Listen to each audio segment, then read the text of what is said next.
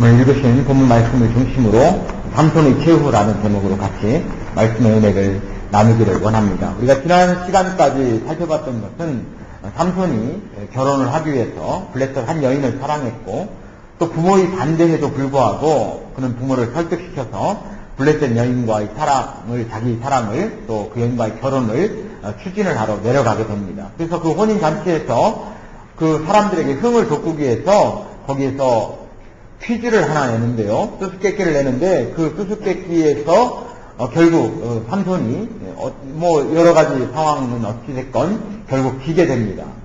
또 지는 과정에서 이 자기 어떤 그 여인을 괴롭히고 블레셋 사람들이 괴롭혀서 그 답을 얻게 되는 그런 과정 속에서 삼손이 그냥 굉장히 화를 지금 내게 되는 것이죠. 그래서 블레셋 사람 30명을 죽여서 자기 게임에게서 진 그런 대가를 다 지불을 하고 자기 집으로 돌아오게 됩니다.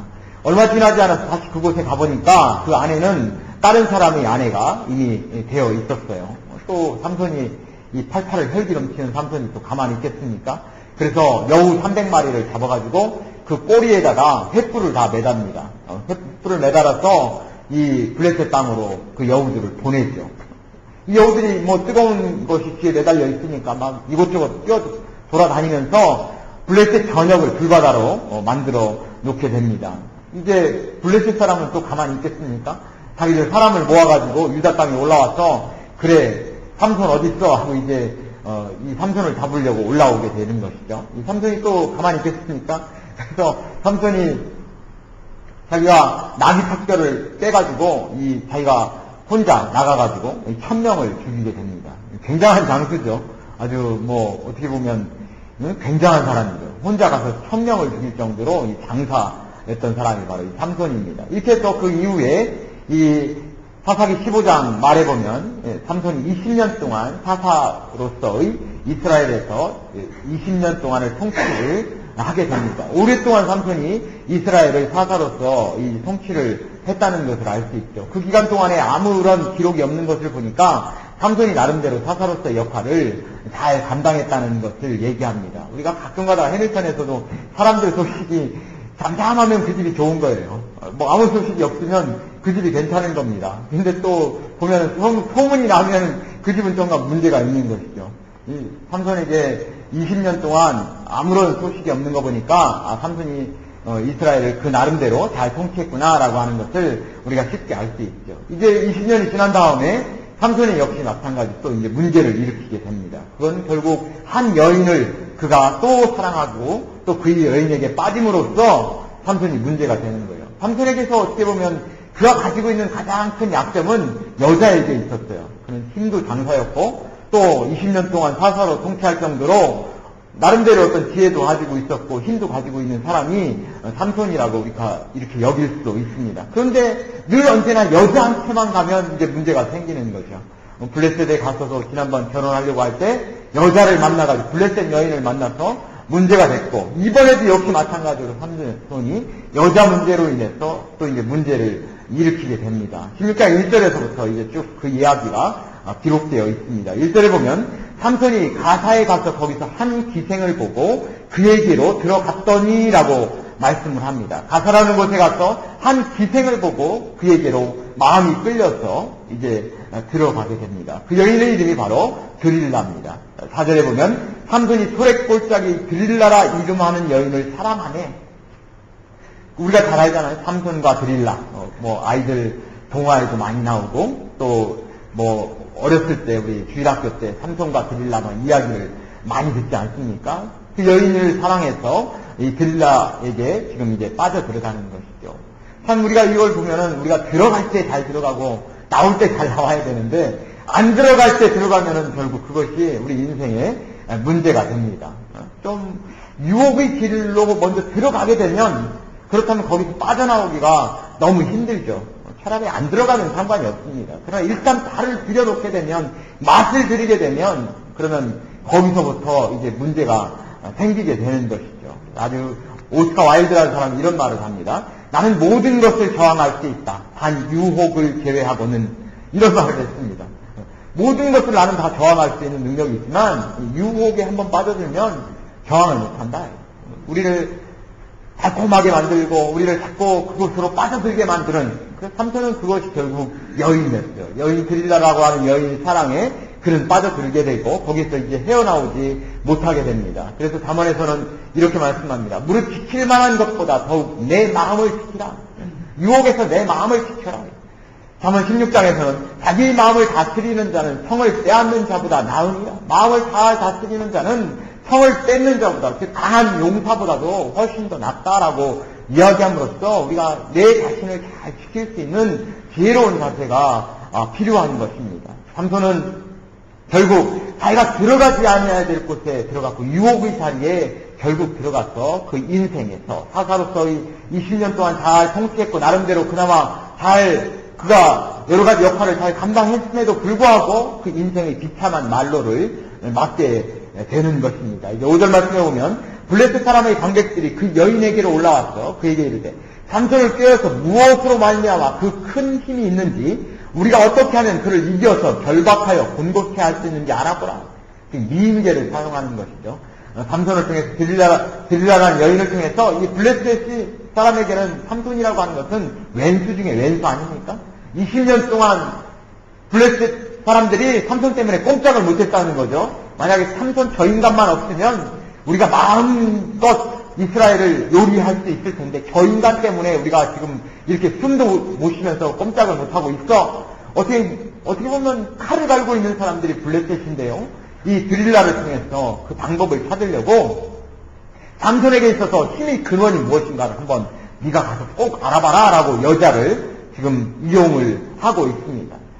물론 이 여인이 진정으로 삼손을 사랑하는 여인이라고 하면 그러면은 단연코 이 이야기를, 이 요청을 거절을 했겠죠. 그러나 이 드릴라라고 하는 여인은 기생이란 말이죠.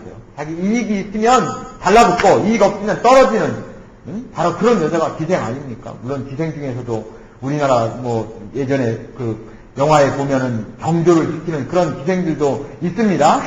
하지만 대부분의 기생들은 그게 결국 남자에게 붙어서 거기서 뭔가를 빨아먹는 사람이 기생 아닙니까? 피를 빨아먹고 거기서 이익을 빨아먹는 사람이죠. 자기의 이익이 있고 자기 민족에게 이익이 있으면 얼마든지 이용해 먹을 수 있는 사람이 바로 기생이죠. 이게 그 사람한테 간 삼손이 잘못이지, 또 물론 빤 사람도 잘못이지만 어쨌든 발을 들여놓는 사람이 더 잘못 아닙니까? 이제 그에게서 힘의 근원을 찾으려고 이렇게 요청을 합니다. 이 요청을 가지고 이제 삼손이 이제 드릴라에게 만날 때마다 드릴라는 삼손에게 요구를 하는 거예요. 힘의 근원이 뭡니까? 삼손이, 여자들이 뭐 계속 요구하면 남자들은 허우대만 멀쩡하지 녹아 넘어갈 수밖에 없는 거죠. 뭐 겉으로는 뭐 하고 있지만 속으로는 굉장히 약한 게 남자 아닙니까? 여자가 와서 이쁜 여자가 사랑하는 여인이 네 힘의 근원이 뭐야? 뭐 온갖 뭐 달콤한 이야기로 다 이야기를 하니까 뭐 삼손이 막 거기에서 그냥 거짓으로 한두 번 정도는 얘기합니다. 7절에 보면 만일 마르지 아니한 푸른칩 7으로 나를 결박하면 내가 약하여져서 다른 사람과 같으리라. 푸른칩 7으로 나를 결박하면 돼. 그러니까 드릴라가 블레셋 사람들에게 알려줍니다. 꼭 결박을 그러니까 뭐 그런 거 툭 하고 하면 다 풀어지죠. 그러니까 두 번째로 이제 또 드릴라가 와서 얘기합니다. 당신이 왜 나한테 거짓말을 했어? 나를 거짓말장이로 만들어? 이렇게 지금 얘기하는 거죠. 그럼 계속 쫄르는 거예요. 나에게 네 힘의 근원이 무언가 말해. 계속 쫄르는 거죠. 11절에 보면 삼손이 그에게 이르되 만일 쓰지 아니하는 세 줄로 나를 결박하면 내가 약하여져서 다른 사람과 같으리라. 세 줄로 나를 묶으면 돼 라고 얘기하는 것이죠. 물론 그렇게 해보니까 또 이것도 아닙니다. 또 세 번째 또 이 드릴라는 여인이 삼손을 또 와가지고 계속해서 쪼릅니다. 어떻게 하면 당신의 힘의 근원 비밀이 뭐야? 이야기합니다. 15절에 보니까 당신의 마음이 내게 있지 아니하면서 당신이 13절에 보면 삼손이 그에게 이르되 그대가 만일 나의 머리털 7가닥을 위선에 섞어 짜면 되리라. 내 머리카락 7털로 이제 문제를 해결할 수 있어. 그 비법을 지금 얘기해 줄게 하면서 얘기를 했죠. 역시 이 방법도 먹히지 않습니까? 그러니까 드릴라가 와가지고 이제 하는 얘기가 15절에 보면 당신의 마음이 내게 있지 아니하면서 당신이 어찌 나를 사랑한다 하느뇨? 이제 사랑에 대해서 이제 걸고 넘어집니다. 당신이 나를 사랑한다고 말을 했는데 그러다 남아 이런 중천금 뭐라고 얘기하잖아요. 그런데 말이야 네가 그렇게 나에게 계속 거짓말을 해서 나를 형편없는 여자를 만들어. 실제로 형편없는 여자는 틀림없는 사실인데 뭐 이렇게 하면서 계속 삼손을 쪼르게 되니까 삼손이 뭐라고 성경에 기록을 합니까? 16절에 보면 날마다 그 말로 그를 재촉하여 조르매 삼손의 마음이 번뇌하여 죽을 지경이라 라고 이야기를 하고 있습니다. 자기 힘의 그러는 그 비밀을 알려달라고 계속 이야기를 하니까 삼손의 마음이 번뇌하여 죽을 지경이라. 그 죽을 지경으로 들어간 사람이 누굽니까? 삼손 지발로 걸어갈 때 누가 들어가라고 등 떠밀었나요? 자기가 자기 발로 터벅터벅 들어가고 나서 이제 거기 가서 유혹 속에서 마음속에 갈등을 하고 있는 것이죠. 바로 이것이 어떻게 보면 자기 유혹의 길로 걸어간 사람들에게 있어서 모든 사람들이 바로 그런 사람들이 대부분이 마약하는 사람들. 그렇지 않습니까? 자기가 물론 옆에서 뭐 나쁜 친구가 권한 것도 있고 결국 먹은 건 자기가 먹고 뭐 먹는지 마시는지 어떻게 하는지 모르겠지만 어쨌든 그걸 한 거는 자기가 그거를 한 거 아니에요? 뭐 남이 어떻게 했건 결국 그럼 어떻게 됩니까? 처음에는 한두 번 알딸딸 하다가 이제 거기에서 이제 애직 때문에 어떻게 됩니까? 빠져나오고 싶어도 못 빠져나오는 거죠. 그때 고민하는 거예요. 내가 이걸 또 해야 돼, 안 해야 돼? 해봤자 얼마나 고통스럽습니까? 이걸 끊어야 돼, 안 끊어야 돼? 얼마나 고민스러워요. 남자들 담배. 그냥 친구들 따라서 못 먹으려고 피워보고 또 뭐 대학 가면 피워보고 군대 가면 당연히 피워본다고 담배 피기 시작합니다. 주변 사람들이 다 건강에 나쁘다고 하는데 이제 나중에 어떻게 됩니까? 끊고 싶어도 못 끊는 거죠. 왜 이렇게 빨고 있는지 그걸 그렇게 못 끊고 옆에 냄새 난다. 또 뉴질랜드 오니까 담배 피는 사람은 부자입니다. 담배값이 엄청 비싸서 그거 아까워서라도 못 피겠는데 이게 한번 애직되니까 어쩔 수 없는 거죠. 계속해서 끊고 싶어도 끊지 못하는 거죠. 뭐 이런 거 말고도 비정상적인 어떤 그런 여러 가지 많은 우리를 달콤하게 만드는 것들이 얼마나 많습니까? 그런 것들이 결국 한번 내가 그런 쪽에 들어가고 내 발을 들여놓게 되면 끊고 싶어도 이제 끊지를 못하는 거예요. 미래에셋이라고 하는 그 투자 금융 신탁 그런 하는 그 투자회사 있지 않습니까? 거기에 그 미래에셋 사장이 그 강연하는 것을 제가 인터넷으로 잠깐 들었는데요. 이분이 미래에셋이 수익률이 약 100% 정도 수익률을 낸 그런 한국에서도 가장 큰 펀드 회사를 운영하고 있다고 그래요. 그것도 펀드도 한 6천억 정도 되는 그런 펀드인데 그러면 뭐 작은 펀드가 아니라 큰 펀드가 뭐 한 1년에 한 100% 정도의 수익률을 낸다 이렇게 얘기합니다. 보통 우리가 뭐 이런데 부동산이나 이런데 투자할 때 보통 7% 이상 되면은 웬만히 투자한 거에 대한 충분한 대가를 뽑는다고 얘기합니다. 그래서 보통 7% 이상 되면 이제 그런 수익률이 좋은 거죠. 은행에다 집어넣어봤자 뭐 좀 3% 이 정도도 못 받잖아 이자가. 근데 그런 데다 투자해서 7%, 10% 넘어간다는 것은 굉장한 수익률이죠. 근데 이 사람이 수익률을 100% 낸다는 것은 이건 경이로운 기록인 거죠. 이 사람이 쭉 얘기를 하면서 여러 가지 많은 좋은 말을 많이 하더라고요. 그런데 그분이 한 이야기가 생각나는 게 자기는 선택의 순간이 다가오면 우리가 늘 언제나 우리 삶은 선택의 순간 아닙니까? 이걸 해야 돼, 안 해야 돼. 그 선택의 순간이 다가오잖아요. 할까 말까. 늘 언제나 가만히 보면 하루의 삶 자체가 다 선택인 것 같아요. 할까 말까, 일어날까 말까, 아니면 먹을까 말까. 또 중요한 인생의 순간에서 우리가 비즈니스를 하거나 이럴 때 이 비즈니스를 살까 말까 많은 고민을 하면서 살아가잖아요. 근데 이분이 이 선택의 순간이 딱 다가왔을 때 자기는 욕심과 그 다음에 안정 이 두 가지 중에서 자기는 대부분이 자기 그런 어떤 이건 확신이 있으면 자기는 그걸 하지만 확신이 100% 없고 약간 그 갈등이 생기고 불확실했을 때는 자기는 욕심을 접고 안정적으로 간다 이런 얘기를 하더라고요. 그래서 어떻게 보면 우리 삶에서 많은 어떤 그 귀한 교훈을 주는 그런 얘기라고 제가 개인적으로 생각이 듭니다. 우리가 늘 언제나 우리 삶에서 가장 큰 갈등은 내가 이거 살까 말까 또 내가 끊을까 말까 가장 큰 욕심은 결국 나의 욕심인 것이죠. 내 욕심에 발을 한번 들여서게 되면 그곳으로 계속해서 우리가 나아갈 수밖에 없는 바로 그런 지경으로 우리가 빠져 들어가게 됩니다.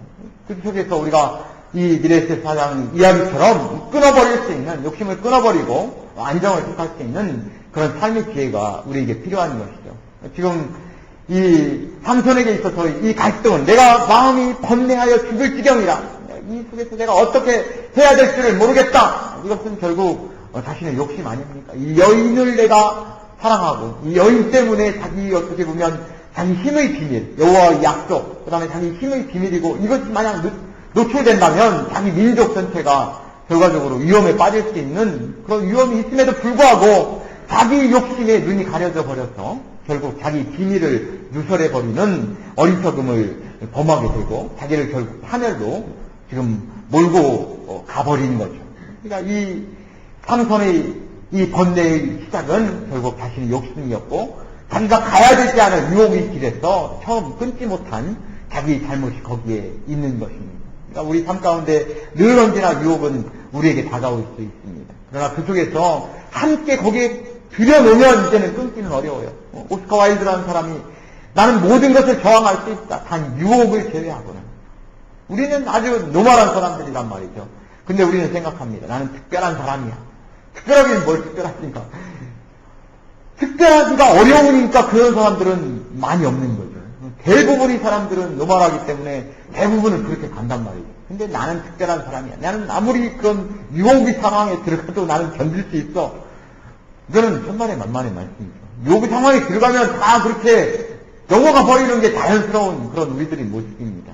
그것을 우리가 알기 때문에 나는 지극히 평범한 사람이고 나는 약한 사람이고 그렇기 때문에 유혹의 자리에서 내가 먼저 내 자신을 보호할 수 있는 그런 지혜로움이 우리에게 필요합니다. 운전할 때도 운전 사고 안 내는 사람들은 왜 사고를 안 냅니까? 그거는 자기가 물론 우리가 흔히 얘기하면 뭐 재수가 좋아서 그렇지 뭐 세상 사람들이 그렇게 얘기하지 않습니까? 재수가 좋아서 그렇지. 물론 세상 사람들이 말대로 뭐 재수가 좋아서 뭐 그럴 수도 있어요. 그러나 보통 운전하는 사람들이 사고를 안 내는 사람들은 방어 운전을 하는 사람들이 사고를 안 냅니다. 늘 언제나 이 사고의 개념을 머릿속에 안전의식을 가지고 있는 거예요. 세이프티 센스가 그 안에 있다 이런 얘기죠. 안전의식을 가지고 있기 때문에 늘 언제나 자신이 운전할 때 방어 운전을 하니까 그러니까 운전할 때 사고를 안 내는 겁니다. 사고 운전 탁탁 잘 내는 사람 어떻게 합니까? 한 손으로 쭉 운전하고 한 손으로 쭉 보면 한 손으로 다 운전해. 뭐 멋있는 척 한 것도 차에다 딱 하나 걸치고 한 손으로 멋있어 보이는가 하면서 막 하고 막 그럼 이런 사람들은 뭐 얼마 지나지 않으면 말 안 해도 사고 날 수밖에 없어요. 사고 안 나겠지 하고서 운전하는 사람은 사고 나는 거죠. 사고 나겠지 하고 조심하고 운전하는 사람은 사고 안 납니다. 그래서 운전 습관을 잘 가지고 있는 사람은 사고가 잘 안 나죠. 근데 운전 습관을 잘못 가지고 있는 사람은 늘 언제나 사고가 날 수밖에 없는 거죠. 우리가 그렇게밖에 될 수 없는 겁니다. 우리 자신들이 늘 언제나 늘 생각해야 될 것은 나를 안전하게 유혹 속에서 지킬 수 있는 그런 안전의식이 우리에게도 필요합니다. 이것은 결국 이 세상뿐만 아니라 세상의 유혹뿐만 아니라 영적인 삶의 세계에서도 역시 필요해요. 내 자신의 영적인 내 자신의 모습을 잘 지킬 수 있는 그런 지혜로움이 필요합니다. 그걸 그냥 내 영적인 상태를 잘 관리하지 못하고 그걸 지키지 못하고 그냥 내 자신이 그걸 잘 관리하지 못하면 우리가 다 나의 영적인 모습이 이제는 다운될 수밖에 없고 내 영적인 상태가 이제 문제가 생길 수밖에 없는 것입니다. 늘 언제나 기도할 때 나의 영적인 상태는 과연 어떤 상태로 있는가 우리 자신을 늘 체크해보는 게 중요해요. 나는 무엇이 부족한가 내 삶에서 지금 나는 무엇을 해야 되는가 그럼 결국 세이프티 센스다 이런 얘기죠. 이것은 스피리추얼 세이프티 센스라고 얘기를 해야 되겠네요. 누가 그런 얘기 했는지 안 했는지는 모르지만 어쨌든 영적인 안전 감각이 우리에게 필요합니다. 이런 영적인 안전 감각을 가지고 내 자신의 영혼을 잘 컨트롤하고 유혹 속에서 내 자신을 지켜낼 수 있는 삶의 지혜를 가지시기를 주님의 이름으로 간절히 축원드립니다. 이제 삼손은 이제 어떻게 됩니까? 이 블레셋 사람들이 와서 삼손을 끌고 가지 않습니까? 끌고 와서 눈을 떼고 그 다음에 머리를 먼저 깎였죠. 머리를 깎였고 눈을 떼고 그 다음에 쇠사슬로 삼손을 이제 묶게 되죠. 묶고 나서 이제 맷돌을 돌리는 그런 아주 비참한 모습으로 삼손을 조롱거리로 만들어 버립니다. 21절 말씀에 보면 블레셋 사람이 그를 잡아 그 눈을 떼고 끌고 가사에 내려가 노줄로 매고 그로 옥중에서 맷돌을 돌리게 하였더라. 그럼 맷돌 돌리는 눈도 빠졌죠. 그 다음에 이 손에는 이 이 쇠줄, 사줄로 이 손에 묶여있죠. 그 다음에 맷돌을 돌릴 사람들은 와서 조롱하죠. 한마디로 얘기하면 삼손이 꼬락서니가 이제 뭡니까, 지금. 삼손은 어떤 사람입니까? 삼손이 이런 모습인 사람이 아니었잖아요. 얼마나 당당한 사람이었습니까? 혼자 1000명을 나귀 턱대로 가가지고, 맨손으로 가가지고 지금 물리친 사람이 삼손 아닙니까? 그 다음에 사자를 어떻게 했습니까? 사자 입을 찢어버린 사람이 삼손 아니에요? 염소새끼 찢듯이 찢어버린 사람이 바로 삼손입니다. 또 여우 300마리를 잡아가지고 300마리를 어떻게 보통 사람들은 여우 한 마리하고도 싸워도 이길까 말까인데 300마리를 그냥 자기 한 손에 그냥 이렇게 가지고 놀면서 뒤에 꼬리에다 횃불을 묶을 정도로 삼손의 어떤 그런 힘과 그런 용기 그런 것들은 아무도 따라올 수 없는 막강한 사람이 바로 삼손입니다. 20년 동안 블레셋 사람들이 삼손 때문에 꼼짝을 못할 정도로 그렇게 당당했던 사람이 바로 삼손이에요. 그러나 그 힘이 빠지고 지금 어떤 모습이 되어버렸습니까? 모든 사람들의 조롱거리가 지금 되어버렸어요. 모든 사람들의 조롱거리가 돼서 이제 자기가 이제는 어떻게 하지를 못합니다. 삼손이 이렇게 얘기합니다. 20절 말씀에 보면 삼손이 잠을 깨며 이르기를 내가 전과 같이 나가서 몸을 떨치리라 하여도 여호와께서 이미 자기를 떠나신 줄을 깨닫지 못하였더라. 내가 전과 같이 나가서 몸을 떨치리라. 다른 때가 없었으면 어떻게 하겠어요? 블레셋 사람 몇 명이 자기에게 다가온다고 끔찍이 나왔겠습니까? 가가지고 그냥 다 맨수로 다 때려잡았겠죠? 삼손이 마음속에는 그런 마음이 없겠습니다. 내가 예전 같으면 가끔 그러지 않습니까? 우리가 삶을 살아보면 예전에는 이랬는데 내가 옛날에는 또 술 한잔 들어가고 나면 또 그게 또 사령이 더 나왔잖아요. 소식적에는 나오면 그냥 줄줄줄 계속 나옵니다.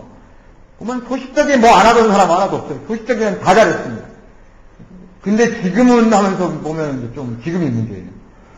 지금 삼손이 지금 똑같습니다. 전과 같이 나가서 몸을 떨치리라. 그래도 힘이 나질 않는 거예요.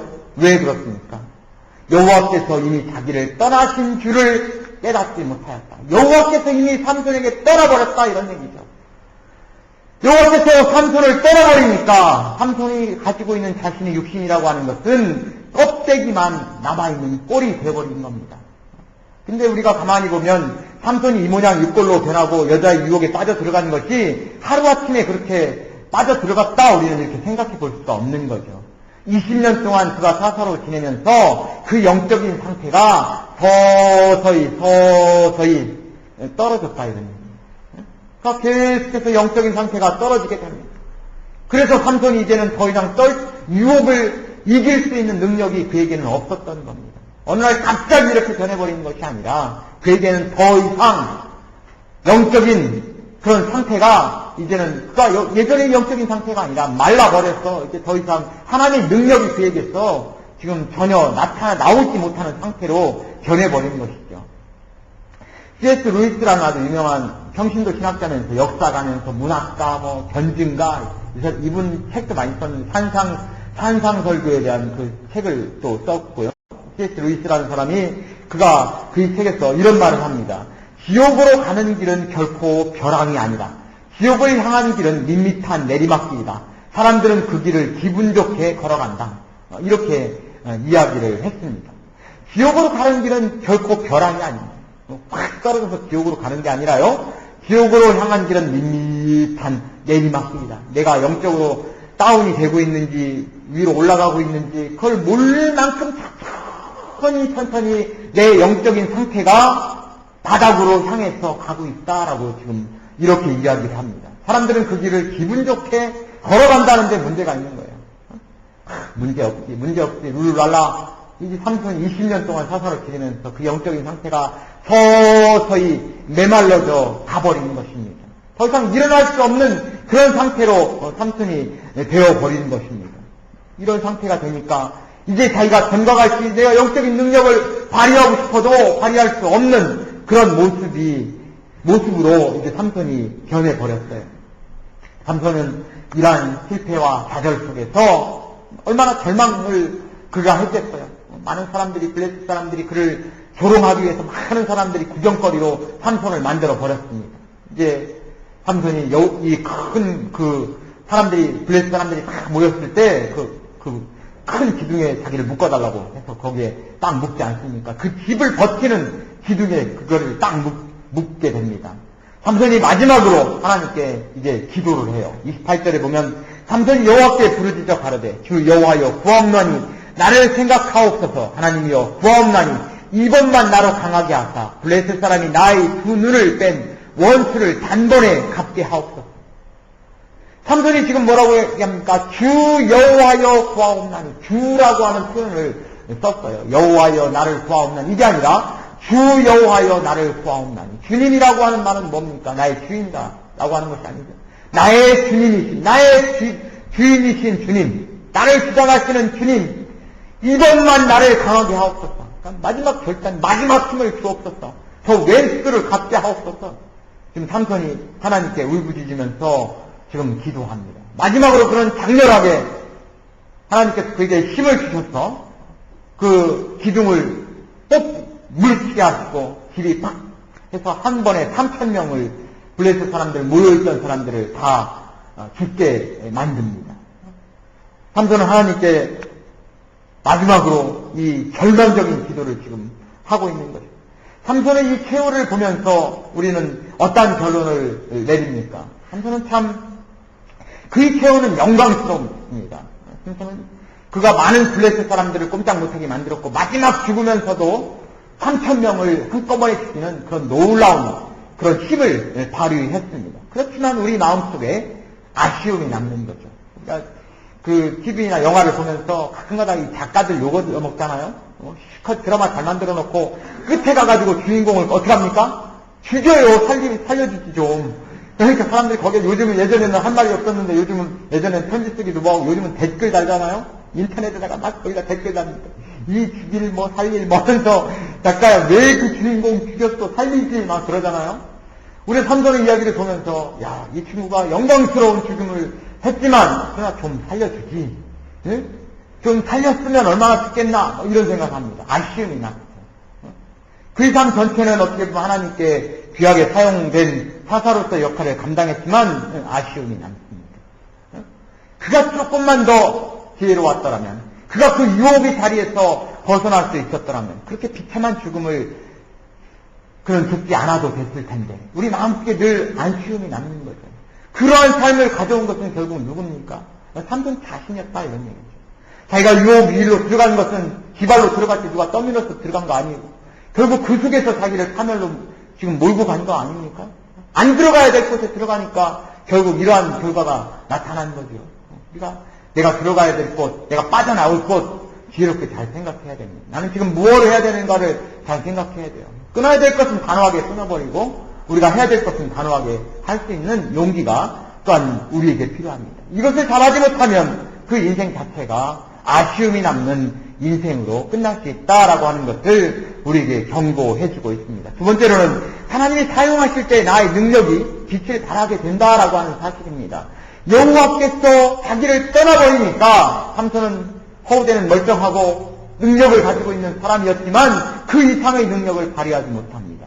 여호와께서 그와 함께 했을 때 그는 블레셋 사람 1,000명을 남의 턱대로 물리치면서 당당하게 블레셋 사람 앞에 그들을 두려움에 떨도록 만든 사람이 바로 삼손입니다. 하나님이 그를 붙들어서 사용하시니까 그 인생이 반짝반짝 빛나게 되는 거죠. 하나님의 신이 떠나버리니까 이제 그 인생이 초라한 인생으로 눈이 빠지고 쇠사슬에 묶여가지고 사람들이 조롱거리가 되어버리는 것입니다. 여호와의 하나님의 놀라운 능력과 하나님의 영광이 나 안에 또한 나의 가정 안에 늘 언제나 반짝반짝 빛나실 수 있는 우리 성도님들이 가정 되시기를 주님의 이름으로 간절히 축원드립니다. 세 번째로 절망의 순간에도 하나님을 포기하지 않아야 된다라고 하는 사실입니다. 그는 절망의 순간 하나님께 기도합니다. 여호와여 구하옵나니 나를 생각하옵소서. 하나님이여 구하옵나니 이번만 나로 강하게 하옵소서. 하나님은 우리가 하나님께 울부짖고 기도할 때 하나님 기회를 주시는 분이에요. 세상 사람들은 3세판 해가지고 세 번째는 기회를 잘 안 줍니다. 한 번, 두 번까지는 그래도 참아주는데 세 번까지는 안 참아줘요. 근데 하나님은 어떠십니까? 하나님은 늘 언제나 하나님께 기도하고 하나님께 무릎 꿇고 하나님께 나오면 하나님은 용서해 주시는 거예요. 하나님 그걸 원하시는 거예요. 우리를 파멸시키는 것을 하나님은 원하시는 것은 아니죠. 그러나 인간관계는 그렇지 않습니다. 사람관계 속에서는 때로는 파멸되기를 원하는 사람들이 많죠. 그러나 하나님은 그렇지 않아요. 나가오면 하나님은 용서해 주셔요. 끝까지 우리를 포기하지 아니하시는 분이 바로 하나님입니다. 언제나 절망의 순간 속에서라도 나를 포기하는 것이 아니라 늘 하나님께 다시 한번 매달리고 다시 한번 하나님께 나와서 기도할 때 하나님 우리에게 힘을 주시고 능력을 주셔서 우리 삶을 또 영광스럽게 만드시고 우리 삶에 새로운 기회를 주시는 분이 바로 우리 하나님이십니다. 늘 여호와의 신이 우리 가정 가운데 우리 개인들 가운데 늘 함께 하셔서 하나님 놀라운 영광이 반짝반짝 우리 삶 가운데 빛났어 하나님 영광을 드러낼 수 있는 우리 성도의 삶이 되시기를 주님의 이름으로 간절히 축원드립니다. 기도하겠습니다. 사랑과 은혜가 충만하신 주님 감사합니다. 우리 삶 전체가 우리 하나님께 맡겨질 수 있는 그러한 귀한 삶이 될 수 있기를 원합니다. 여호와의 신이 함께 하심으로 인해서 나의 인생이 빛나게 하시고 나의 가족의 인생이 빛나게 하여 주셨다. 하나님께서 사용하시는 그런 놀라운 축복이 우리 성도의 삶 가운데 임할 수 있도록 주님 은혜를 베풀어 주옵소서. 설령 우리가 잘못을 범하고 우리 기회가 지금 날아가는 것처럼 보이지만 우리에게 새로운 기회를 허락하시는 주님께서 단전히 놀라운 역사를 쓰기를 원하시는 주님께서 우리가 주님을 향해서 다시 한번 무릎 꿇고 기도하기를 원하시는 줄 믿사오니 하나님 나에게 새로운 기회를 주시는 주님 앞에 늘 언제나 다와서 기도할 수 있는 저희가 되게 하시고 하나님이 놀라운 능력을 받게 하시고 하나님 여호와의 힘이 우리에게 임함으로 인해서 하나님이 놀라운 우리 인생의 역사가 새롭게 전개될 수 있는 그러한 귀한 축복을 주님 허락하여 주옵소서. 감사드리며 우리 주 예수님 이름으로 기도 올려옵나이다.